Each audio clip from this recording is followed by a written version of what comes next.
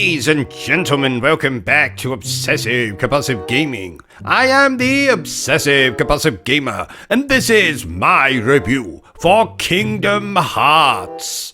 So, dear viewers, Kingdom Hearts originally released all the way back in 2002. A year I remember fondly as the year I first played such fantastic video games as the Resident Evil Remake, Onimusha 2, and Rugrats. I gotta go party. Haha, maybe not so much that last one. But we're not here to talk about those bloody video games. No, we are here to discuss Kingdom Hearts. And just like that beautiful bearded bastard Barry Burton, you're probably wondering, what is this? What is it?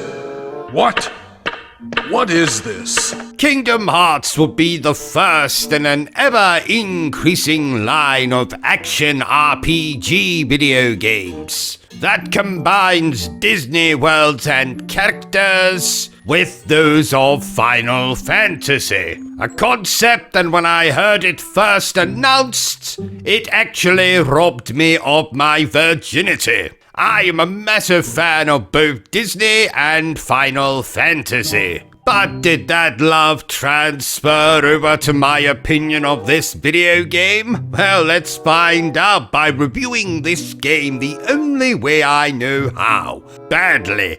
And let's start with what I love about Kingdom Hearts. Like I already said, taking Disney characters, taking famous locales from movies like Beauty and the Beast, Aladdin, Sleeping Beauty, Tarzan, Hercules, and throwing in a couple of random cameos from Final Fantasy characters. What's not to love about that? What a unique concept, and I'm here for it.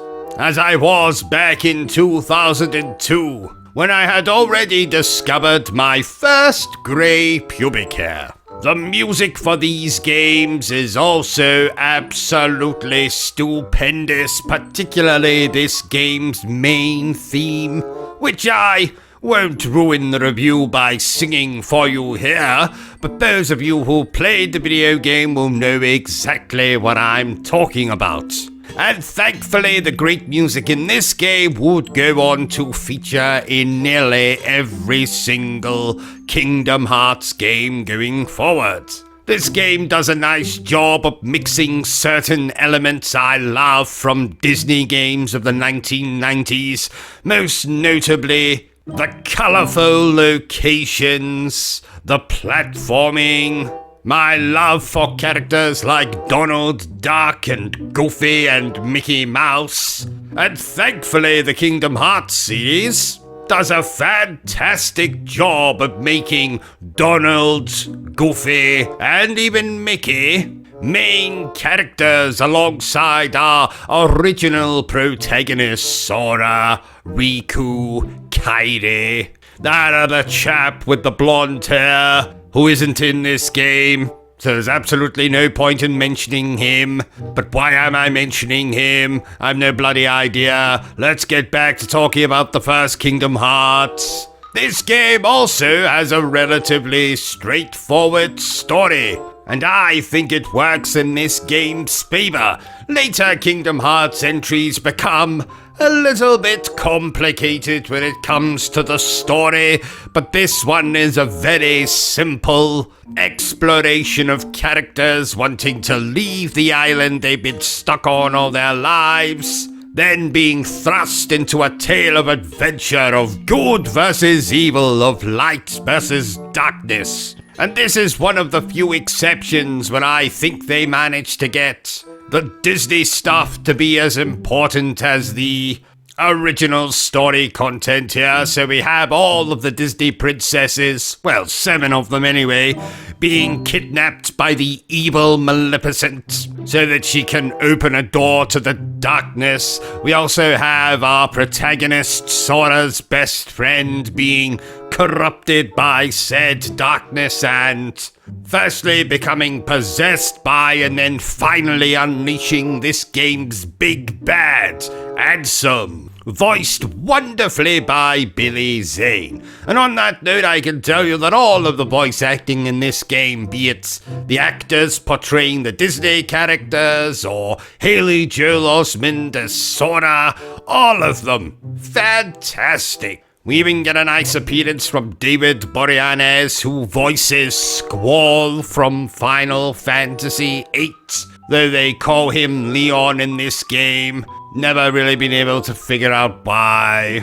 But that's neither here nor there. And the final thing I'll say in the positive section is that the gameplay in this game, while not quite as refined as it will become in later entries, is still lots of fun. Be it the hack and slash combat, using magic, the platforming, for the most part, the boss fights, some of which are against our favorite Disney villains like Jafar and Ursula, and even bloody Chenenborg from that movie Fantasia. For an early PlayStation 2 game, for being the first Kingdom Hearts game, the gameplay, lots of fun. So let's move on to what I don't enjoy so much about Kingdom Hearts.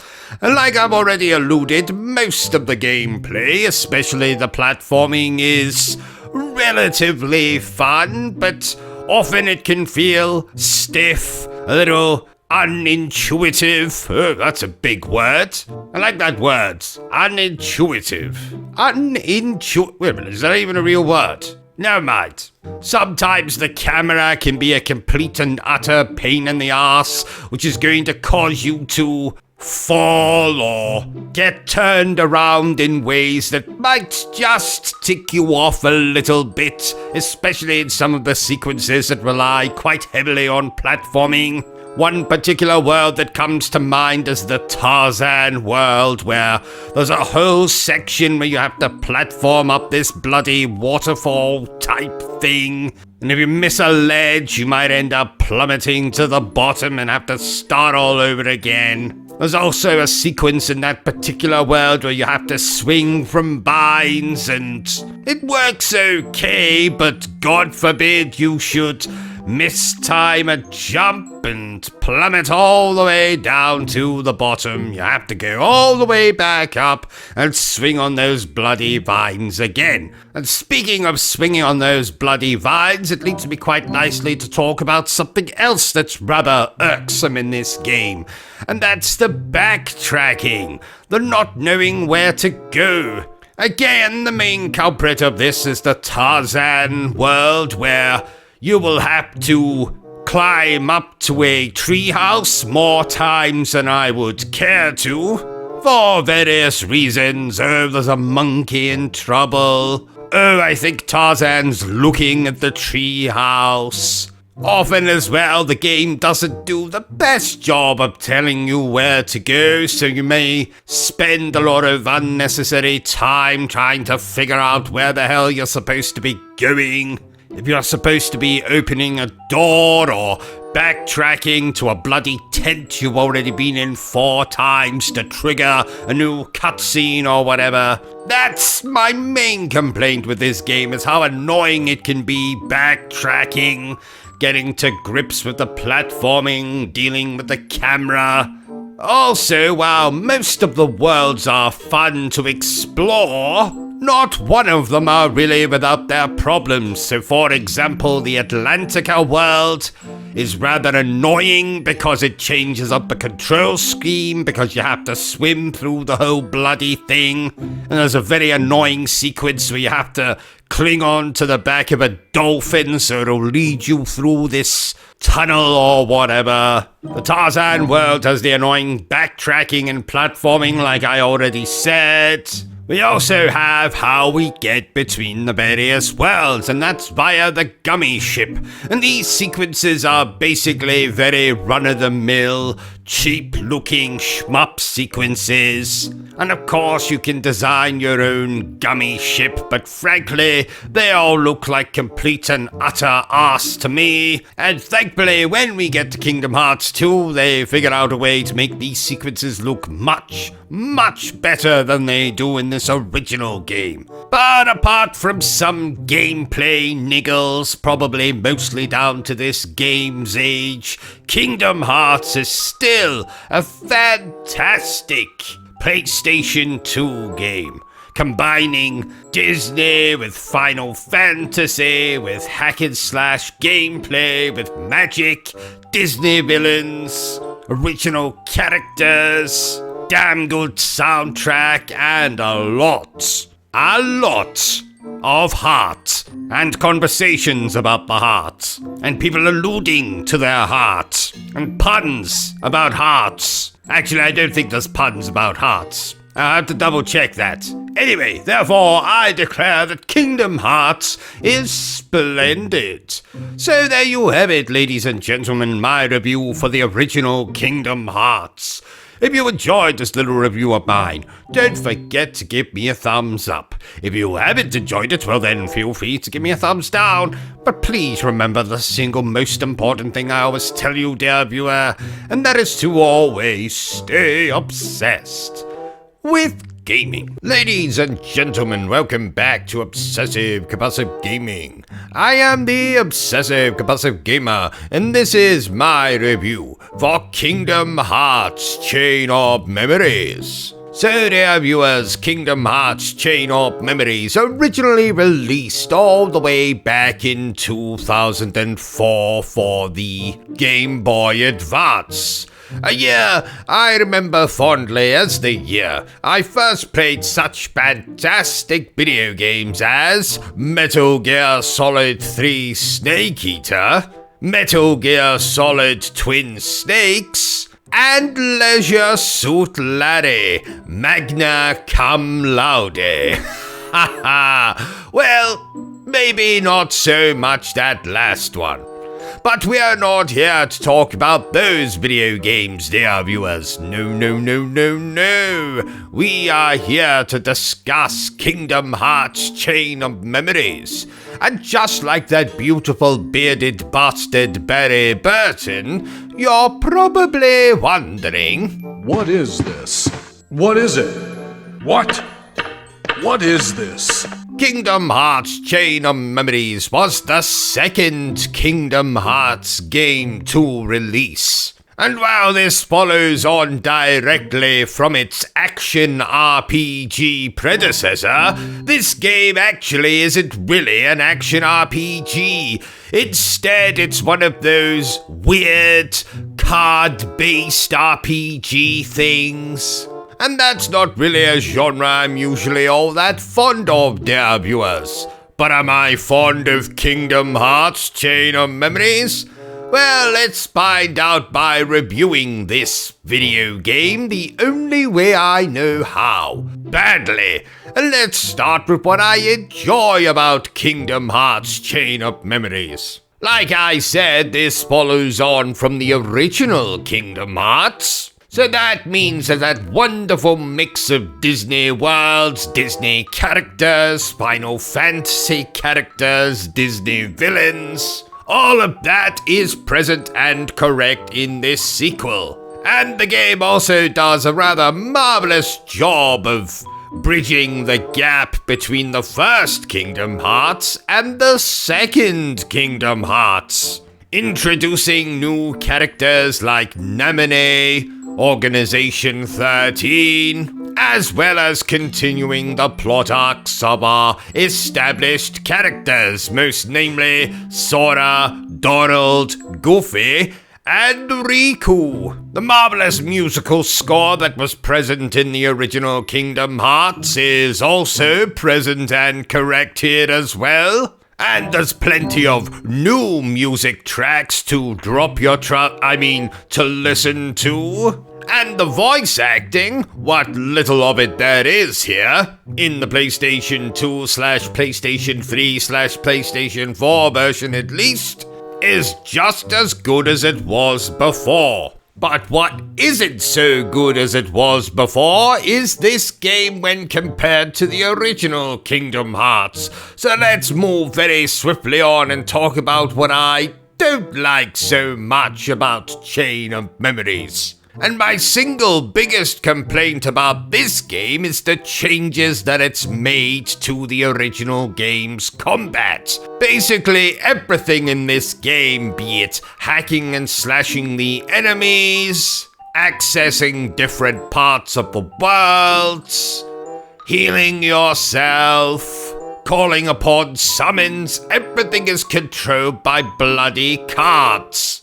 So you'll have to find and collect the damn things. You'll have to put the damn things into a bloody deck.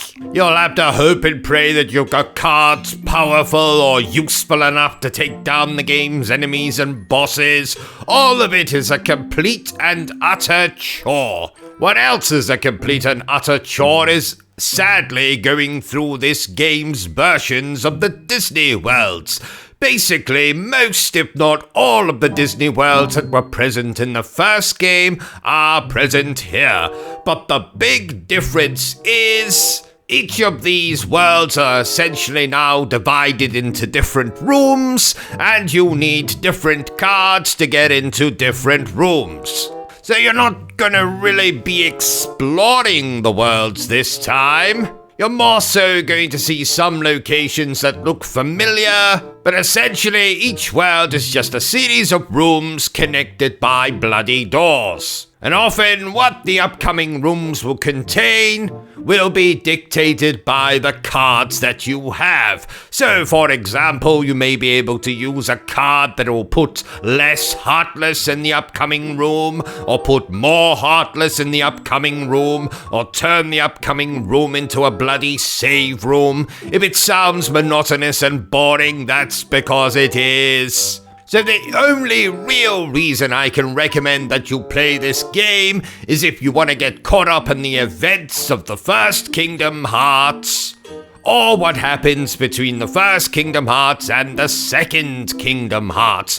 Though to be honest, you could probably skip this game because the second Kingdom Hearts does do a relatively decent job of recapping the events of this game. But, of course, being the massive Kingdom Hearts fan that I am, every single time that I decide to binge this series, I have to play this bloody game. But usually within an hour or two of starting the game up, I really start questioning my life decisions. This game just is not as fun as the original Kingdom Hearts. Yes, it has a nice story. Yes, it sets up some interesting things for Kingdom Hearts 2. But the gameplay, the card system, the fact that the worlds are now essentially just bloody rooms, all of that just really isn't worth the price of admission. Just like that brothel that's opened up just down the street from here. Therefore, I declare that Kingdom Hearts Chain of Memories is not as good as the original. So there you have it, ladies and gentlemen, my review for Kingdom Hearts Chain of Memories. If you enjoyed this little review of mine, don't forget to give me a thumbs up. If you haven't enjoyed it, well then, feel free to give me a thumbs down. But please remember the single most important thing I always tell you, dear viewer, and that is to always stay obsessed with gaming. Ladies and gentlemen, welcome back to Obsessive Compulsive Gaming. I am the Obsessive Compulsive Gamer, and this is my review for Kingdom Hearts 2. So dear viewers, this particular video game originally released in 2005. A year I remember fondly as the year I played a bloody lot of video games. But we are not here to talk about just any old video game. We are here to discuss Kingdom Hearts 2, and just like that beautiful bearded bastard Barry Burton, you're probably wondering, What is this? What is it? What is this? Kingdom Hearts 2 is the third released mainline entry in the Kingdom Hearts series, and in fact a direct sequel to Kingdom Hearts Chain of Memories, which in itself was a sequel to the original Kingdom Hearts, surprising absolutely no one. But rather confusingly, Kingdom Hearts 2 is actually also sort of a sequel of sorts to Kingdom Hearts 358 over 2 days, a game that hadn't even bloody released yet. It's also a sequel to Kingdom Hearts Union Cross, Kingdom Hearts Dark Road, and probably 1,237 other Kingdom Hearts games. The plot for Kingdom Hearts 2 sees us first playing as Roxas and then Sora, as he sets out on a quest to find his friends and stop the nefarious, dreaded Organization 13. An organization who made their video game debut in Kingdom Hearts Chain of Memories. So let's not waste any more time and review this bloody video game the only way I know how. Badly. And let's start with what I love about Kingdom Hearts 2. The rather charming mix of Disney worlds with Final Fantasy characters that was present in the original Kingdom Hearts game is, thankfully, the main focus of this particular game, as is the original game's hack and slash gameplay. Using magic, leveling up your characters, finding new weapons, all of that good shit. Speaking of the game's Disney world, you'll be glad to hear that in Kingdom Hearts 2, even worlds that are carrying over from the original Kingdom Hearts, like Agrabah, Atlantica, Halloween Town, well, all of these worlds have been completely redesigned, and in most cases are actually bigger and better than they were in the original game.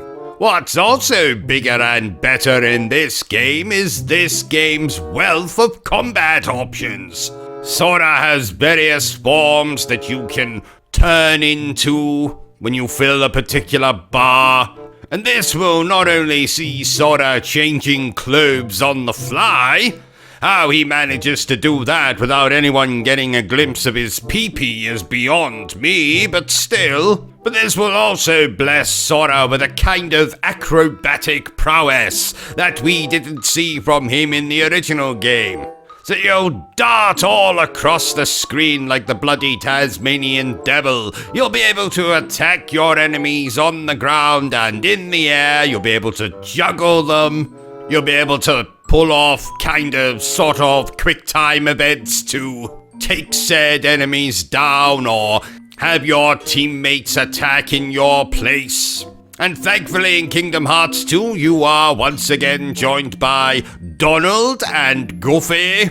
And this particular menage a trois is just as amusing and delightful as it was in the first game. Less so in Chain of Memories. God, just saying the name of that game reminds me of how much I actually don't really like it. But what I do like is Kingdom Hearts 2's soundtrack, which once again is an absolute masterpiece. Particularly some of the new themes like Roxas's theme and Roxas's theme and Roxas's theme.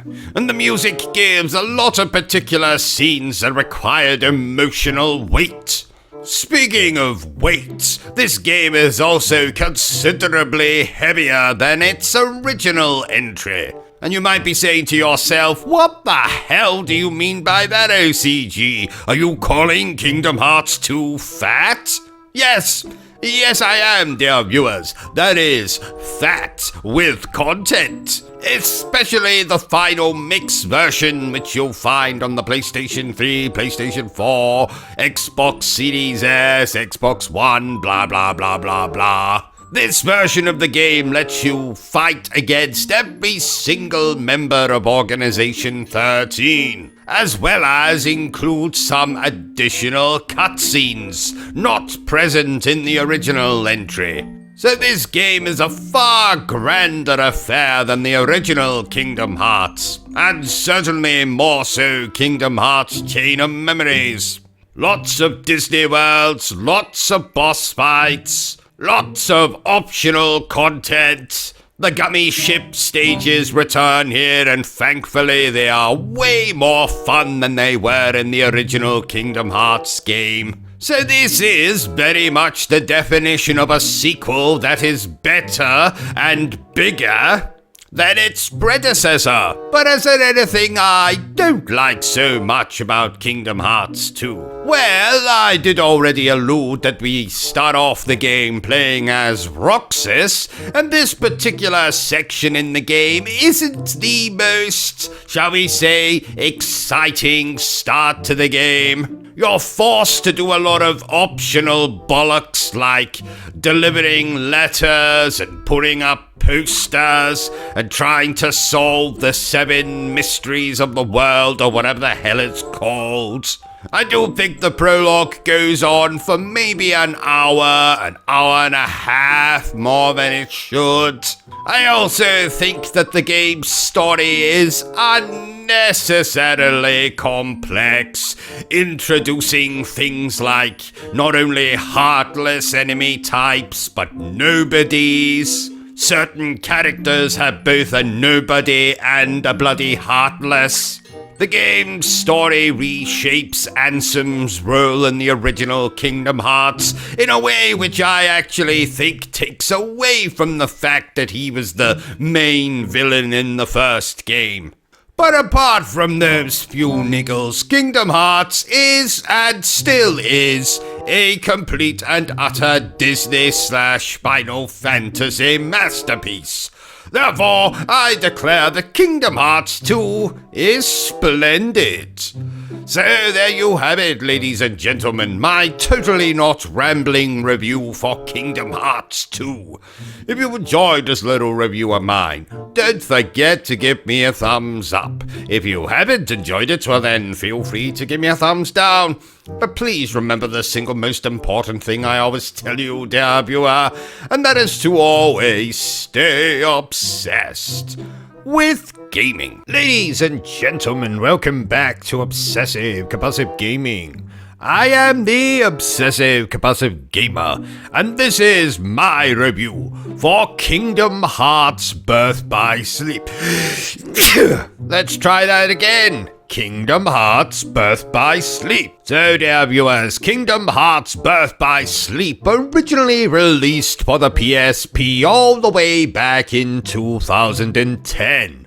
A year I remember fondly as the year I first played such fantastic video games as God of War 3, Metal Gear Solid Peace Walker, and Saw 2 Flesh and Blood.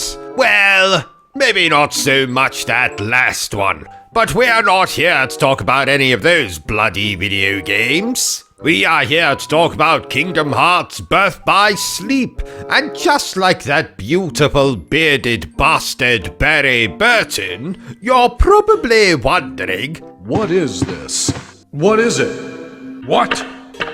What is this? Kingdom Hearts Birth by Sleep was actually the 6th released Kingdom Hearts video game, though this game actually acts as a prequel to the original Kingdom Hearts. A series of action-adventure RPG game things starring all of your favorite Final Fantasy characters and Disney characters.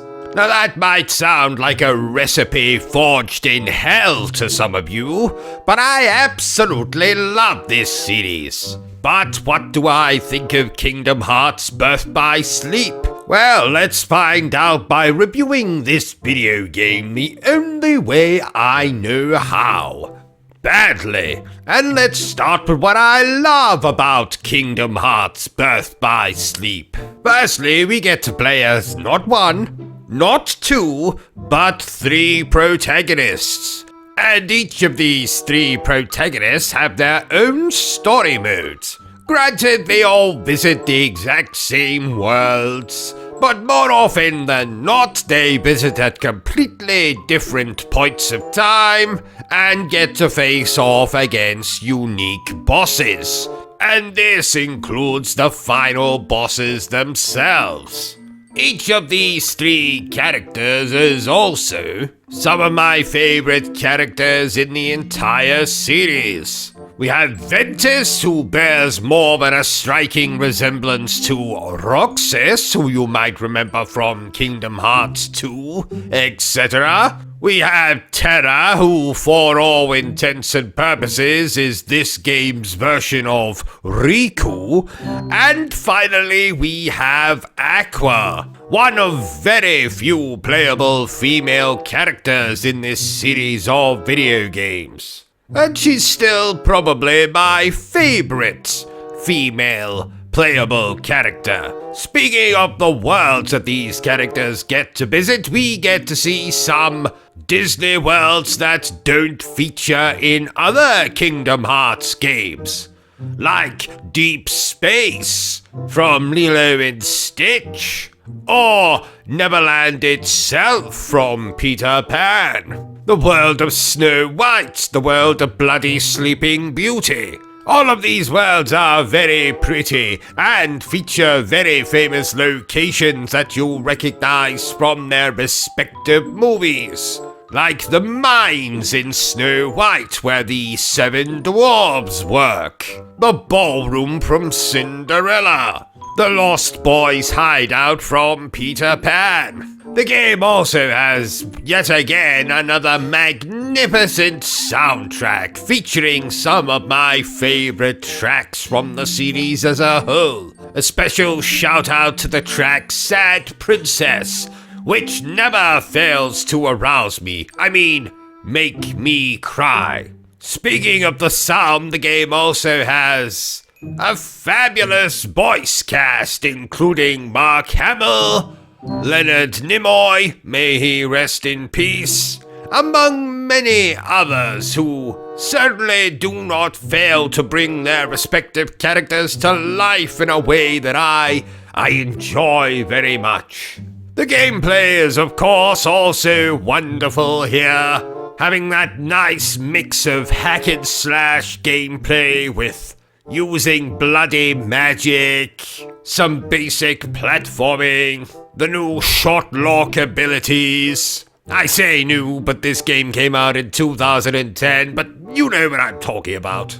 There's an arena mode. There's some mini games which break up the action. The game also features a secret final unlockable episode as well as a secret episode, various difficulty options, all of the jazz that you're probably used to if you played any of the entries in the Kingdom Hearts series. So is there anything I don't particularly like about this video game? Well, this having originally been a PSP game, a game made to be played on the go in short spurts, the worlds themselves aren't the largest, most sprawling areas you'll ever see in a Kingdom Hearts game. Like I said, no matter who you play as, you will be visiting the exact same worlds, and this game being a prequel to the original Kingdom Hearts, as well as tying into the secret ending that you would have seen at the end of Kingdom Hearts 2, this game is certainly not made for people who haven't played any of those 2 games. You'll get the most enjoyment out of this game's story, seeing the first canonical appearance of Lord Xehanort and explaining how the hell he turned into Ansem in the first Kingdom Hearts game, kind of, sort of. Well, you'll get the most enjoyment as well as you'll probably get the most amount of understanding what's going on in this game if you have played the others. But apart from that, this is a very fun action RPG isn't the best Kingdom Hearts game. It might not be my personal favorite, but it certainly is up there with the best of the bunch. So if for some bizarre reason you haven't played this game and you call yourself a Kingdom Hearts fan, then firstly, you should be absolutely ashamed of yourself, and secondly, you should get this game played at your earliest convenience. Therefore, I declare that Kingdom Hearts Birth by Sleep is splendid. So there you have it, ladies and gentlemen, my review for Kingdom Hearts Birth by Sleep. If you enjoyed this little review of mine, don't forget to give me a thumbs up. If you haven't enjoyed it, well then feel free to give me a thumbs down. But please remember the single most important thing I always tell you, dear viewer, and that is to always stay obsessed with gaming. Ladies and gentlemen, welcome back to Obsessive Compulsive Gaming. I am the Obsessive Compulsive Gamer, and this is my review for Kingdom Hearts 358 over 2 days. So dear viewer, this bloody video game originally released in 2009. A year I remember fondly as the year I played a bloody lot of video games. But we're not here to talk about any of those games. We are here to discuss Kingdom Hearts 358 over 2 days. And not only is that one of the dumbest video game titles ever conceived, just like that beautiful bearded bastard Barry Burton, you're probably wondering, What is this? What is it? What? What is this? Kingdom Hearts 358 over 2 days was the 5th released Kingdom Hearts video game, though this is actually a kind of, sort of prequel to Kingdom Hearts 2 that introduces us to members of Organization 13, but mostly focuses on Roxas, Axel, and Xion. But before I get ahead of myself, let's review this damn video game the only way I know how. Badly. And let's start with what I like about Kingdom Hearts 358 over 2 days. I'm totally not going to get sick of saying that title over and over. The main thing I like about this game, and in fact the only reason I would recommend that anyone play it, is for its overarching story. This gives us the backstory for Roxas, this gives us more depth into characters like Axel, a character that we first met in Kingdom Hearts 2, and of course this game tells us all about Xion, a character that we will not see again until Kingdom Hearts 3. But like all of the bloody games in the Kingdom Hearts series, they all have something you need to know so you won't be bloody confused when you play later entries in the series. And the story is mostly presented through these rather nice looking cutscenes, considering this originally released on the Nintendo DS. But take it from me, if you want to see these cutscenes and the story in its full HD glory, you lucky bastards can watch that in the Kingdom Hearts 1.5 HD collection, which of course is available for Xbox, PlayStation 3 and PlayStation 4. And in fact, not to get too ahead of myself, if you're contemplating playing this game, you might be better just to watch that HD reconstruction of the cutscenes in this game. What else do I like about this game? Yes, we do get to visit quite a lot of Disney worlds, which is always a positive in my book. Though granted, a lot of these worlds you'll have seen before in Kingdom Hearts 1, 2, and Chain of Memories like Agrabah, Halloween Town, Neverland, the Olympus Coliseum, etc., etc. But it is nice for a Kingdom Hearts game not to abandon its original conception of crossing Disney with Final Fantasy, though bizarrely this game doesn't have any Final Fantasy characters. Oh well, so let's get on to what I don't like so much about this game. Now, this having originally been a Nintendo DS game, it isn't as nice looking, as open, the worlds aren't as spacious as they are in Kingdom Hearts 1 or Kingdom Hearts 2.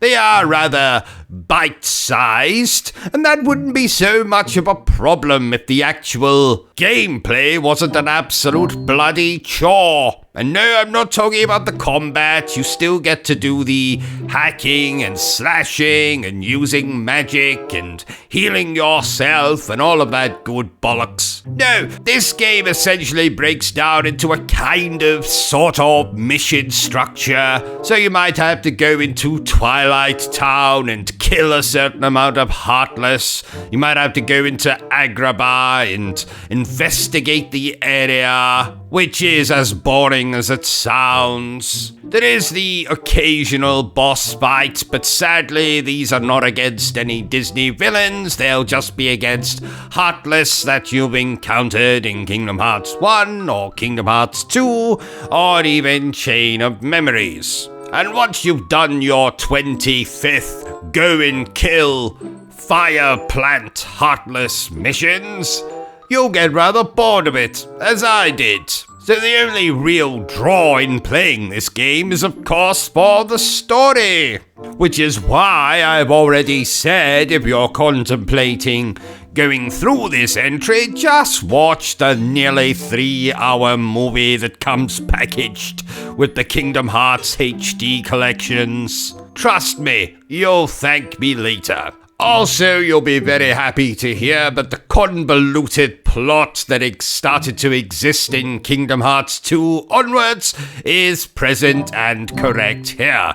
And no, I'm not even going to attempt to untangle the plot for you. That's what Wikipedia is for. That's what YouTube is for. If you want to know all the ins and outs and who's connected to who and what the hell a Heartless is and what the hell a nobody is and what the hell is the deal with Roxas, well, you can go and look that up for yourself. I'm just here to review the game, and sadly, I can't recommend this game at all. Just watch the movie.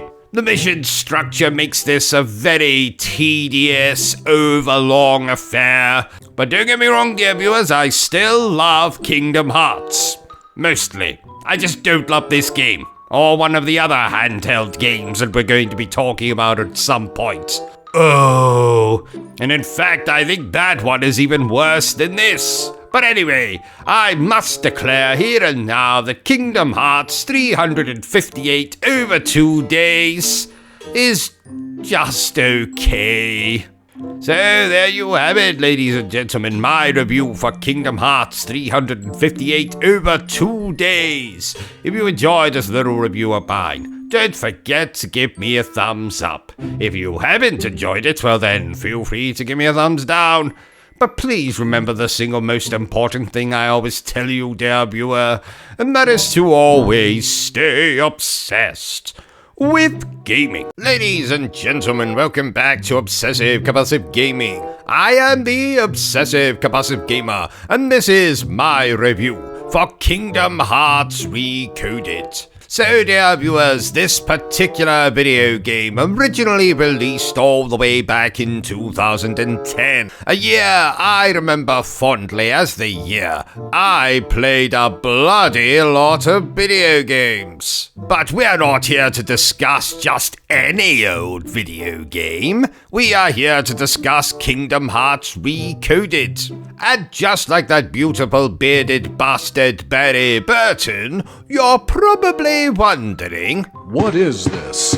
Kingdom Hearts Recoded is a remake of Kingdom Hearts Coded that was made for the Nintendo DS. And the story for this particular entry, what little there is anyway, concerns Mickey, Jiminy Cricket, Donald, goofy, essentially trying to figure out a cryptic message that has been left in Jiminy Cricket's journal. So to do that, you'll play as a data version of Sora, go through Disney worlds you have already explored in other Kingdom Hearts video games, fighting Heartless, nobodies, bosses, the usual nonsense. So let's review this handheld Kingdom Hearts game the only way I know how, badly. And let's start with what I like about this particular game.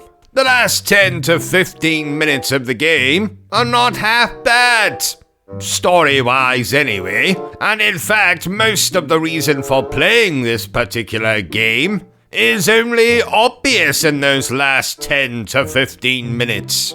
And, spoilers, they basically set up the plot point that at some point in the near future, Sora and company are going to have to rescue Namine, Roxas, Aqua, Terra, and Ventus. The game also has some nifty gameplay, though the majority of it is just a replication of the gameplay present in Kingdom Hearts 1 and 2. The hacking and slashing, the using magic, the gameplay's good. The visuals aren't half bad either, and thankfully the soundtrack, as in all Kingdom Hearts video games, is splendid too. So let's move on to what I don't like about this game so much. And as I've already alluded, dear viewers, 90% of this particular game is a complete and utter waste of time. Not only is the story pretty non-existent, we're not even playing as the real Sora, like I already said. We're playing as a data version inside data versions of Kingdom Hearts worlds that we already went through in the original Kingdom Hearts. These worlds themselves are practically unchanged apart from the fact that there's all these bloody data cube virus red and black looking things all over the place. There's an added mechanic to the game where occasionally a bloody siren will go off and you have to find some hidden entrance to some datascape or whatever the hell they call it. And in there you either have to find a particular kind of enemy or group of enemies so you can stop the bloody siren and go back to exploring the world you were already in. Also, due to the limitations of the Nintendo DS itself, playing this game is often a complete and utter chore. Because you don't have another analog stick controlling the camera, it's an absolute nuisance.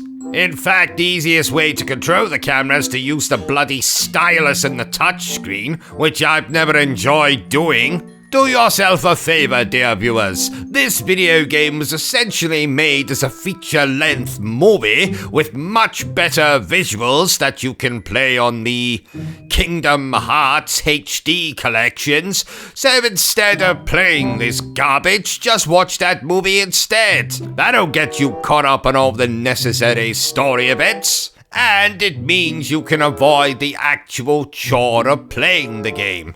As it stands, this is probably my least favorite Kingdom Hearts video game, and that means I'm going to declare that Kingdom Hearts Recoded is 90% completely and utterly pointless. Ladies and gentlemen, welcome back to Obsessive Compulsive Gaming. I am the Obsessive Compulsive Gamer, and this is my review for Kingdom Hearts Dream Drop Distance. So, dear viewers, this particular video game originally released in 2012, a year I remember fondly as the year I played a bloody lot of video games.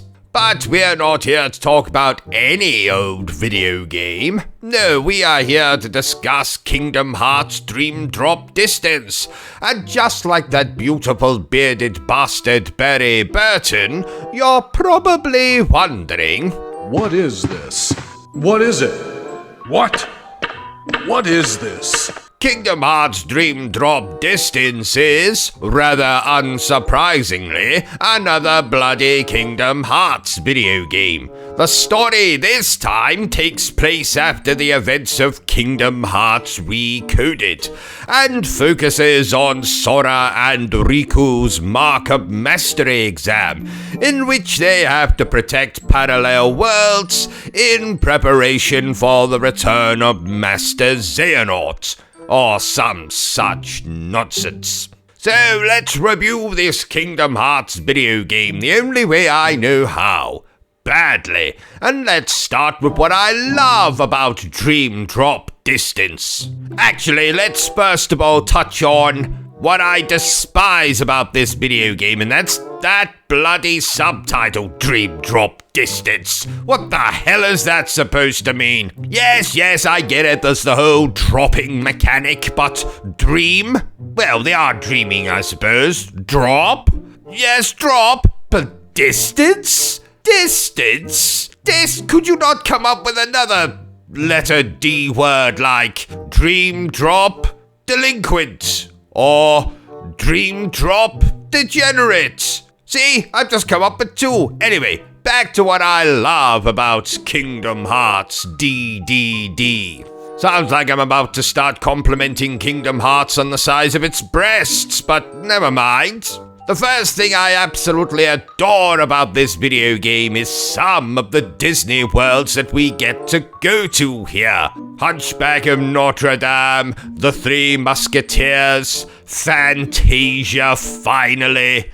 I tell you, dear viewers, it's such a relief to not have to go through bloody Olympus Coliseum or Agrabah for the 1117th bloody time. And these new worlds are simply magnificent, capturing everything I love about those three particular Disney properties. Be it the characters of Quasimodo, Phoebus, Esmeralda, and of course Frollo.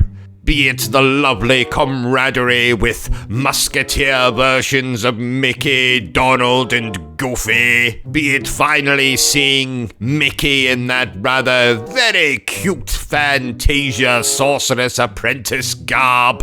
I love going through the worlds in this game. Mostly because, like I've already hinted, these worlds were used for the very first time in this game. And it's always refreshing getting to explore a brand new, spit shine clean Kingdom Hearts Disney world. Another thing I love about this game is the enhancements that have been made to the basic gameplay. Yes, this is still pretty much the hack and slash, cast magic, block, roll out of the way gameplay of the other Kingdom Hearts entries, but this time, you're able to recruit creatures known as Dream Eaters, and these Dream Eaters will assist you in fights, and you'll be able to level up these Dream Eaters, play with these Dream Eaters, do mini-games with these, you guessed it, Dream Eaters. The game also introduces some kind of flow motion system. Basically, you can roll into objects and then you'll bounce off of them and plummet towards the nearest enemy and take them down in very acrobatic style. I'm not very good at explaining mechanics, so that's the best you're gonna get. Flow motion, rolling into obstacles, taking enemies down with acrobatics. This was also originally a handheld title for the Nintendo 3DS, hence the full game title Kingdom Hearts 3D Dream Drop Distance. And it's always splendid being able to play Kingdom Hearts on the go. But this is the full HD console version that I'm playing for you beloved viewers today. What I also love about this game is how its story brings us ever so slightly closer towards Kingdom Hearts 3. A game I'd been waiting for about a decade by the time this game originally came out in 2012. Granted, we wouldn't get Kingdom Hearts 3 for another 7 years? Oh my god! But still, it was nice to see the kind of general direction the story was going in, leading to that big climactic showdown with Xehanort. Everything else I love about this entry, be it the gameplay, the music, the boss fights, is something I love about all the other Kingdom Hearts games, so I don't need to harp on about that too much here. Though one thing I will say is that some of my favorite music tracks from Birth by Sleep do appear in this game, and it was absolutely splendid being able to hear them again, particularly that sad princess theme. That's a piece of music I could master, that I could listen to all day long. So I've been very nice about Dream Drop Distance. Well, apart from its title anyway, let's talk about what I don't like so much about this video game. Now bear in mind, dear viewers, these are a couple of very minor quibbles that don't affect my enjoyment of the video game whatsoever. But since this game focuses on Sora and or Riku, and yes, you can recruit Dream Eaters and raise your affection with them and get married to them probably and fondle them in the darkness. Maybe not that last part, but it would have been really nice to go through this adventure with Donald and with Goofy and or some of the other Disney characters. So I did miss that in this game. Most of the story, especially the time travel thing with Xehanort going back through time and trying to assemble 13 bodies so he can put a bit of himself into each of them, is, as per Kingdom Hearts usual, complete and utter nonsense. And if you're able to follow most of it, then you're doing a better job than me, dear viewers. And the final little tiny niggle I'll have here is it would be really nice to have boss fights against Disney villains again. I am absolutely sick and tired of fighting all these multicolored versions of the Heartless and the Nobodies and fighting Ansem for the 110th time and fighting Xemnas again. I really miss the original Kingdom Hearts where the Disney villains were front and center and you would get to actually fight against them. You know, like Jafar or Genie Jafar, Clayton, Ursula. Though this game does start with a tutorial in which you do fight Ursula, that's a tutorial, not a boss fight. I like my Disney villains. I like my Disney films a bit too much, so it sucks that most of the boss fights in this game are either against enemies we have fought before, like Ansem, like I said, or multicolored, different size versions of bloody Heartless. But apart from that, Kingdom Hearts Dream Drop Distance is another very splendid entry in the Kingdom Hearts franchise. Therefore, I declare that Kingdom Hearts Dream Drop Distance is splendid. So there you have it, ladies and gentlemen, my review for Kingdom Hearts Triple D. If you enjoyed this little review of mine, don't forget to give me a thumbs up. If you haven't enjoyed it, well then feel free to give me a thumbs down. But please remember the single most important thing I always tell you, dear viewer, and that is to always stay obsessed with gaming. Ladies and gentlemen, welcome back to Obsessive Compulsive Gaming. I am the Obsessive Compulsive Gamer, and this is my review for Kingdom Hearts 0.2 Birth by Sleep, a fragmentary passage.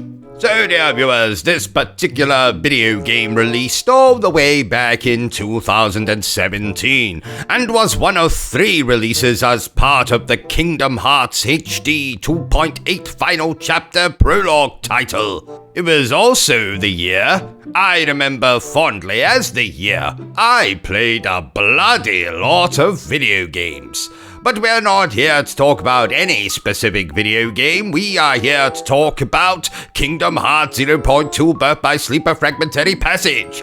And just like that beautiful bearded bastard Barry Burton, you're probably wondering, What is it? What? What is this? Kingdom Hearts 0.2 acts as an epilogue to Kingdom Hearts Birth by Sleep and as a prologue to Kingdom Hearts 3. In this game we play as Aqua as she traverses through the realm of darkness. So let's review this Kingdom Hearts video game the only way I know how, badly. And let's start with what I absolutely love about Kingdom Hearts 0.2. This being the first truly next-gen Kingdom Hearts title, well, PlayStation 4 anyway, the game is visually and gameplay-wise leaps and bounds ahead of any of the other Kingdom Hearts video games. In fact, prior to this, the last truly console-made Kingdom Hearts game was in fact Kingdom Hearts 2, and that released all the way back in 2005. Everything that released after that was either a HD port of a Kingdom Hearts game, a kind of sort of remake of a handheld Kingdom Hearts game a la Chain of Memories and Birth by Sleep. So this is the first time we got to play Kingdom Hearts in HD glory, and it is splendid. The environments look amazing, the cutscenes look amazing, Aqua looks amazing, and this game takes the hack and slash combat that we so love from Kingdom Hearts and adds a few things of its own into the flavor, most notably situation commands, which is a successor to the reaction command system that incorporates elements of the command gauge featured in Birth by Sleep for versatile, dynamic gameplay. And if you think that sounds like I read that off of the Wikipedia page, you would be absolutely right, dear viewer. Gold star for you. What I'm trying to say is the gameplay is fantastic here. And this was a nice little taster of the gameplay we were going to get in Kingdom Hearts 3. The game also does a magnificent job of catching us up with Aqua, who is lost and stranded in the realm of darkness. We get to see how that darkness is affecting her psyche, most notably in scenes where she visualizes seeing Terra and Ven, and even her own evil doppelganger, which we get to fight in a magnificent boss fight. And yes, even though this is kind of sort of a prologue to Kingdom Hearts 3, there is quite a few boss fights to get through in this game, and they're all as fun as sticking your nutsack into a very slow-moving fan. Ah, refreshing. This game also ties nicely not only into the events of Kingdom Hearts 3, but into the ending of the original Kingdom Hearts. You know, the part where Riku and Mickey are trying to close the door to the darkness? That bit. To elaborate further would be to spoil the entire thing, and yes, I know this game's been out for a few years, but I'm sure some of you are discovering the Kingdom Hearts series for the first time, and I would hate to spoil any of it for you. Speaking of spoiled, is there anything about this particular game that I don't like so much? Well, this being a kind of prologue to Kingdom Hearts 3, an epilogue to Birth by Sleep, this is not a full-fledged AAA Kingdom Hearts title. The game will take you about, 2.5 hours to finish, so you can see it as a kind of glamorous DLC. But, like I said, don't let that put you off, dear viewers, because this comes as part of the 2.8 HD collection, which features Dream Drop Distance and the full FMV movie for back cover. So this is completely worth the money and your time, especially if you're planning to play all of the Kingdom Hearts games. Just don't go in expecting to be playing something the length of Kingdom Hearts 2 or anything like that. This is a fantastic next-gen Kingdom Hearts game, and therefore I declare that Kingdom Hearts 0.2 is of course splendid. So there you have it, ladies and gentlemen, my review for Kingdom Hearts 0.2 Birth by Sleep, a fragmentary passage. If you enjoyed this little review of mine, don't forget to give me a thumbs up. If you haven't enjoyed it, well then feel free to give me a thumbs down. But please remember the single most important thing I always tell you, dear viewer, and that is to always stay obsessed with gaming. Ladies and gentlemen, welcome back to Obsessive Compulsive Gaming. I am the Obsessive Compulsive Gamer, and this is my review for Kingdom Hearts 3. So dear viewers, this particular video game released all the way back in 2019. A year I remember fondly as the year I played a bloody lot of video games. But we're not here to talk about just any video game. We are here to talk about Kingdom Hearts 3. And just like that beautiful bearded bastard Barry Burton, you're probably wondering, What is this? What is it? What? What is this? Kingdom Hearts 3 is, rather unsurprisingly, the third mainline entry in the Kingdom Hearts series. Though, rather confusingly, this is actually the 12th Kingdom Hearts video game to be made. Kingdom Hearts 3 is a direct sequel to Dream Drop Distance, and the story this time sees Sora being joined by Donald Duck, Goofy, King Mickey, and Riku in their search for 7 Guardians of Light as they attempt to thwart Xehanort's plan to bring about a second Keyblade War. And that's pretty much all I can tell you, bastards, without spoiling the story for you. So let's review this Kingdom Hearts sequel the only way I know how, badly. And let's start with what I absolutely love about Kingdom Hearts 3. This game being called the conclusion of the Xehanort Saga story arc that began all the way back in the original Kingdom Hearts game, we get to see a lot, and I mean a lot, of plot lines developed over the years and subsequent video games resolved here. And you have no idea how amazing it was to see characters like Aqua, Terra, and Ventus reunite after all these years. The return of characters like Xion, Roxas, Naminé, as well as a lot of returning members from Organization 13, some of which are now good guys, and some of which are still evil dickheads. And it's actually in a lot of these tying up loose ends, cutscenes, and action sequences that you get most of the emotion out of the game. I can't possibly tell you how many times I cried at this video game. 112. But we're not here to talk about that. We're here to talk about what else I simply love about Kingdom Hearts 3. Well, this being the first truly next-gen Kingdom Hearts video game.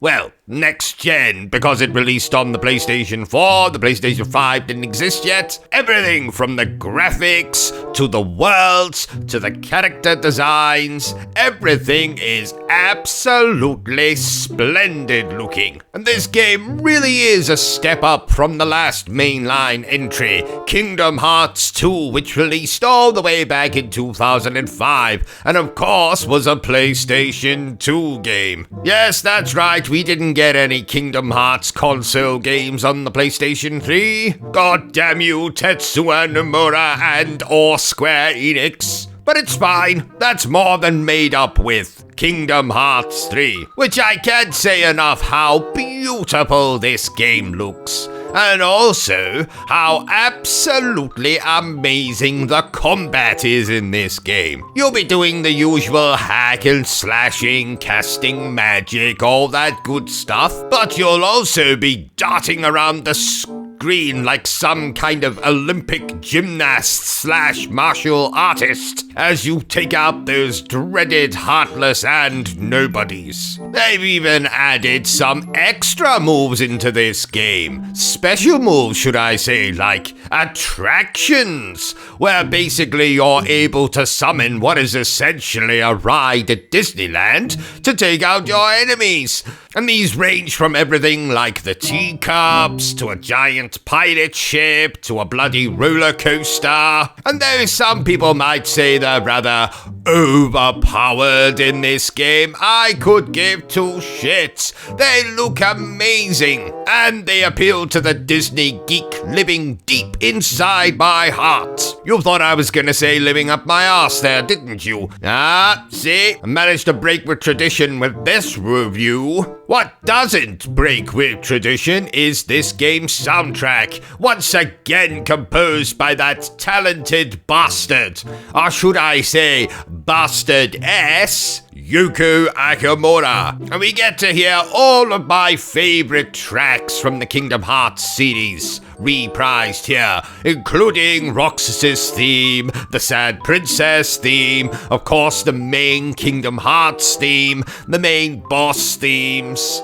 Honestly, sound 10 out of 10 top notch. I could listen to the soundtrack of this game over and over and over and over again, and then listen to it once more. I also must simply commend the game for its use of Disney worlds here. These are some of my absolute favorites in the entire franchise. We get to go to Toy Story, for God's sake, which is something I wanted to do since the original Kingdom Hearts. Not only that, but we get to go to Tangled, Frozen. Frozen might just be my favorite world in this game. I'll have to think about that. Big Hero 6, Pirates of the Caribbean, and each of these worlds have their own distinct gameplay sections. Like, for example, in the Pirates of the Caribbean world, there's a lot of pirate ship combat, which is simple but incredibly fun. There's also a couple of sequences you do underwater, including a boss fight. The Toy Story world sees you taking command of a kind of mech toy thing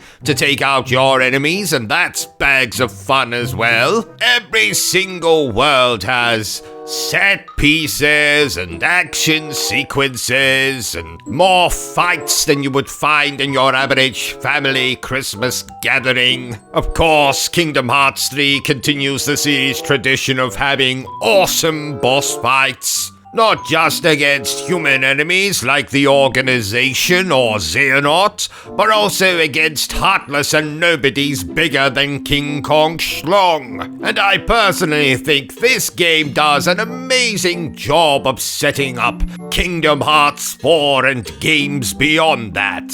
Granted, when I first played the game, it was rather irritating to leave off on another bloody cliffhanger, but then we got DLC, which I'll talk about in another video, then we got some more teasers for what's to come, and now when I get to the end of Kingdom Hearts 3, I just simply say, where's Kingdom Hearts 4? Give it to me now, Tetsuya Nomura and or Square Enix. I want to play it right bloody now. Seriously, dear viewers, I cannot say enough good things about this game. But let's talk about what I don't like so much about Kingdom Hearts 3. Now, these could all be perceived as nitpicks. I conceive them as nitpicks, but we should talk about them nonetheless.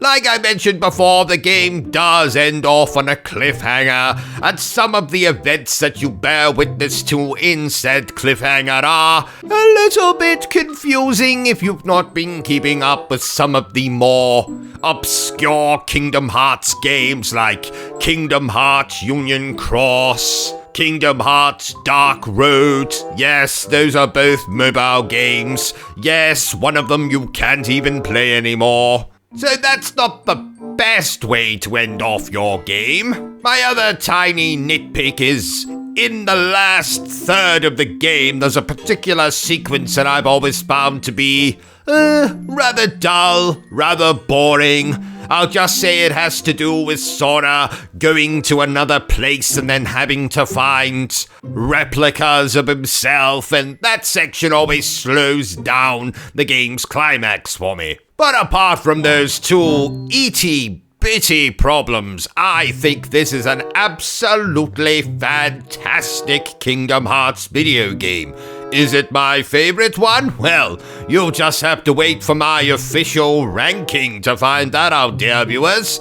But in the meantime, if for some bizarre reason you are a Kingdom Hearts fan and you've not played this game, I find that highly unlikely. If you're a Kingdom Hearts fan, you would have totally played this game. But if you're a fan of Disney, action RPGs, Final Fantasy, and you've yet to give the Kingdom Hearts series as a whole a try, well then get right on that, dear viewer, at your earliest convenience. Therefore, I declare that Kingdom Hearts 3 is simply splendid.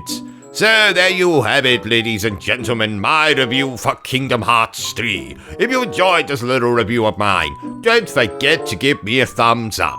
If you haven't enjoyed it, well then feel free to give me a thumbs down. But please remember the single most important thing I always tell you, dear viewer, and that is to always stay obsessed with gaming.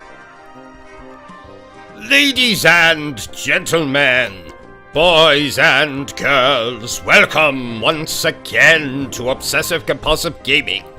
I am the Obsessive Compulsive Gamer, joined once more by my faithful manservant / fucktotem Bertram, and this is my review for Kingdom Hearts Melody of Memory.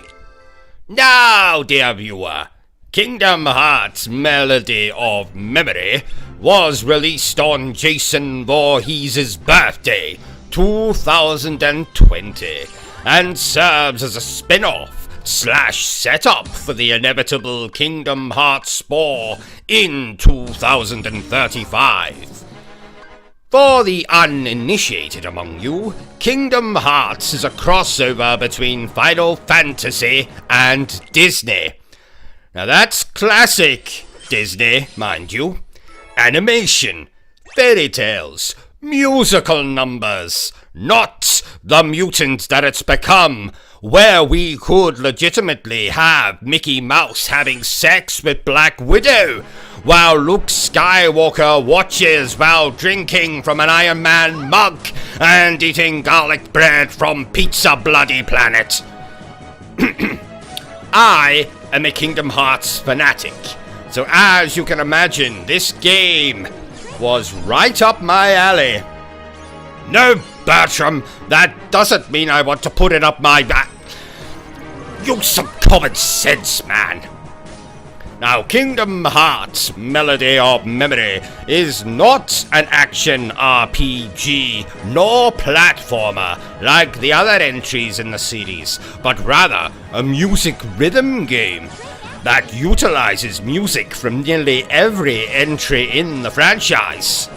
And some Disney songs which you can unlock, which is splendid for a Disney fanatic like myself. Now that's classic Disney I'm talking about. Beauty and the Beast, Aladdin, The Jungle Book, not the stillborn child that it's become, where we could legitimately have Donald Duck karate chopping Captain America, while Darth Vader sings, "I wanna be like you," while brushing his teeth with an Incredible Hulk toothbrush. Now, the actual setup for Kingdom Hearts 4 is actually only the last 30 minutes or so of the game. So, for the rest of the time, you are going to be playing through Kingdom Hearts 1 to 3, while having events recapped by Kairi. And if you don't know who Kairi is, tough. I'm not even going to try to explain the Kingdom Hearts series to a noob like yourself. But if you want to get a basic grasp on what went on, then play this game through. Though, I would recommend just playing the original games themselves, especially now since you can play most of them on the PlayStation 4. Aren't you a lucky chappy? So, in this game, Melody of Memory, you go through stages on rails, so to speak, and hit buttons in time with the music. And that's about it. It's a little bit more complicated than that, but I don't have the time nor the patience to explain that to you. As you can imagine, music rhythm games are not my forte. But since I am a Kingdom Hearts aficionado, I devoured this game. No, Bertram, that does not mean that I ate the game. Use some common sense, man. I will say that the game is worth playing through just for the last 30 minutes alone, even if it is just more of the same nonsense from the ending of Kingdom Hearts 3 and its DLC. If you like music rhythm games, then play this. If you like Kingdom Hearts, play this. If you don't like either, then don't play this. Use some common sense, man. So, in conclusion, I am going to give Kingdom Hearts Melody of Memory a 7. 0.7. 0.2. 0.5. 0.7 out of 10. There you have it, ladies and gentlemen. My review for Kingdom Hearts Melody of Memory. If you've enjoyed this review as much as I have, then give me a thumbs up. If you didn't enjoy it so much, well then, give me a thumbs down. Perhaps leave some abuse for me in my comments section. And remember the most important thing, stay obsessed with gaming. Yes. Ladies and gentlemen, welcome back to Obsessive Compulsive Gaming. I am the Obsessive Compulsive Gamer, and this is my review for Kingdom Hearts Union Cross. So, dear viewer, this particular video game originally released all the way back in 2017. And this game has us playing as a Keyblade wielder centuries before the events of the original Kingdom Hearts, in the lead up to the dreaded Keyblade War. Now, one thing I must note here and now is that this game is no longer playable. You can download the game and watch every single cutscene that was in the game originally, but the battles, the gameplay, you can't do any of that anymore. So just bear that in mind as we progress. So let's review this Kingdom Hearts game the only way I know how, badly. And let's talk about what I love about this particular Kingdom Hearts game. The story is absolutely magnificent. And I must admit, dear viewers, that one thing I've always had an interest in is the deeper lore of the Kingdom Hearts series. You know, all the shenanigans with the Heartless, the Nobodies, the Keyblade War. And this game not only lets us continue to fight against the dreaded Heartless and Nobodies, I think, but we get to see the events leading up to the Keyblade War. We get to see characters like the Master of Masters, who will become very important in Kingdom Hearts 4. The Foretellers, who you will have last seen at the climax of Kingdom Hearts 3. And they will also no doubt be very important in the events going forward. Another thing I absolutely love about this game is its use of the Disney worlds. Particularly worlds like Beauty and the Beast, where we get to see quite a lot of events being recreated from the film itself. And in fact, I do believe this is the first Kingdom Hearts video game to feature Gaston, the evil antagonist from Beauty and the Beast. And you'll all be glad to hear that the kind of sort of hack and slash gameplay of the other Kingdom Hearts games, while not being exactly the same here, this being a mobile phone game, the combat is still, thankfully, nice and flashy. Though, like I've already said, if you haven't already played this game, well, tough titties, you're not going to see how that gameplay feels. Though you can see plenty of gameplay videos on YouTube. This also having been a mobile phone game that ran for several years.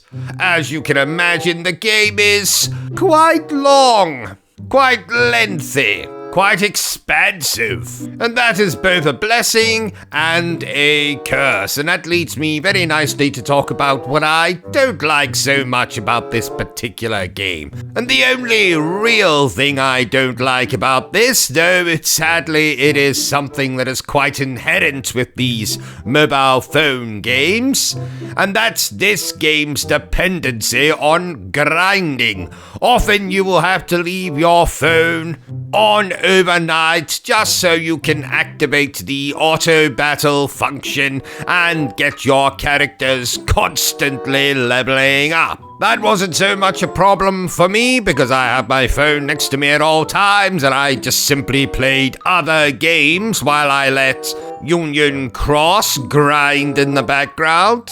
But apart from that, this is a very good Kingdom Hearts mobile phone game. But the real recommendation for this game is the added lore you get for the Kingdom Hearts series as a whole. Getting to see characters like the Master of Masters and the Foretellers, seeing the Keyblade War, seeing what happens after the Keyblade War. This game also leads very nicely into the next mobile phone game, Kingdom Hearts Union Cross Dark Road. But like I said, just be aware you can't actually play this game anymore, so if you do decide to download it, you're doing so just to basically experience the story through the playable cutscenes. Therefore, I declare that Kingdom Hearts Union Cross is splendid.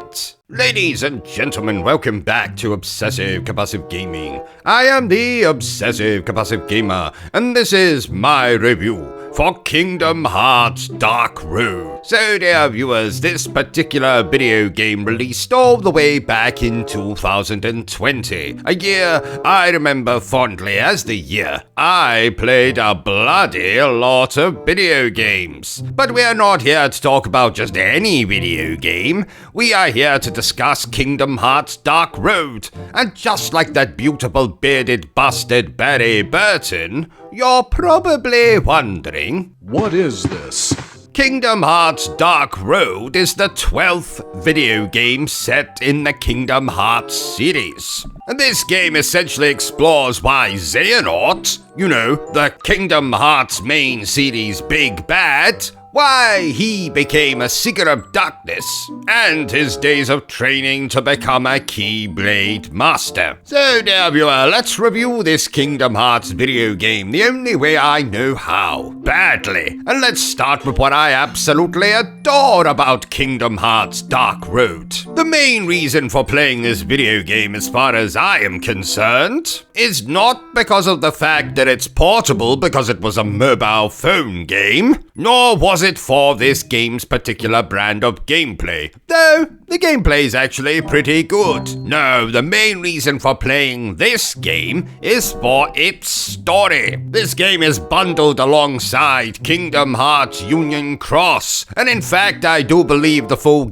name of the game is Kingdom Hearts Union Cross Dark Road. So this is yet another prequel to the main Kingdom Hearts series. And I have to say, this is definitely one of the better stories in the entire series. Who knew that two games on mobile platforms, those being Union Cross and of course Dark Road, which we're talking about now, would actually have two of the absolute best stories in the Kingdom Hearts series. So in this we get to see how Xehanort truly becomes sort of the main villain of the Kingdom Hearts series. We get to see more of his relationship with Ericus, But the main crux of the plot, which essentially deals with Xehanort and his classmates having to track down some missing upperclassmen, brings them into contact with what probably is the city's most evil antagonist. And yes, I know this game's been out for many years and sadly is no longer playable unless you somehow downloaded the game at the time, in which case, like me, you can re-download the game and play it in an offline mode.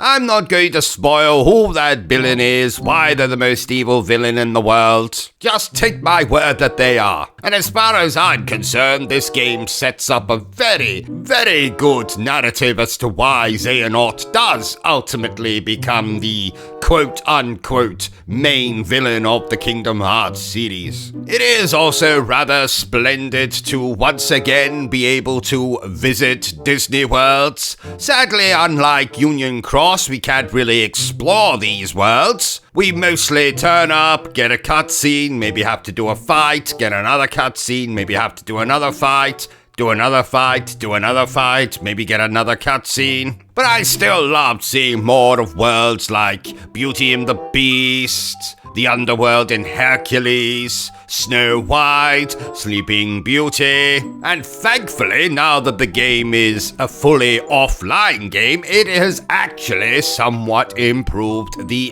gameplay for this. So the basic gist of the gameplay, like I've already hinted, is that you will advance the main story by completing a series of required quests.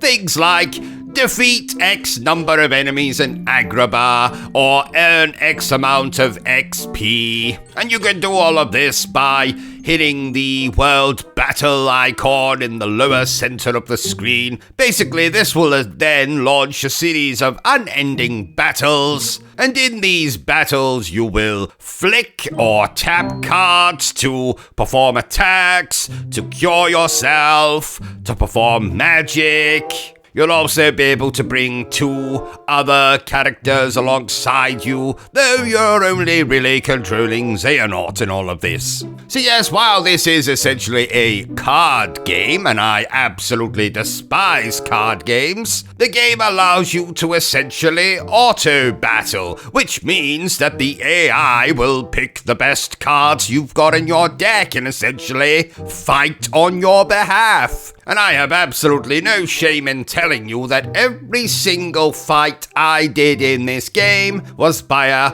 auto battle, and that also meant that I was able to leave the game running in the background while I played other video games, while I went to the toilet, while I was sleeping. And of course, in doing that, my characters would just fight battle after battle after battle after battle, and of course I would have to occasionally maybe resurrect them or tap the world battle thing again because they died. But no, 99% of the battles I did in this game were just using auto battle, and that seemed to work for me. Now, I understand when the game first released and it was an online game, it was much more grindy, required a lot more to be able to advance the story. But like I've already said, in offline mode, if you so wish, you can essentially let the bloody AI fight for you. And you can sit back and enjoy the cutscenes. You can take the currency you earned from those battles and level up Xehanort and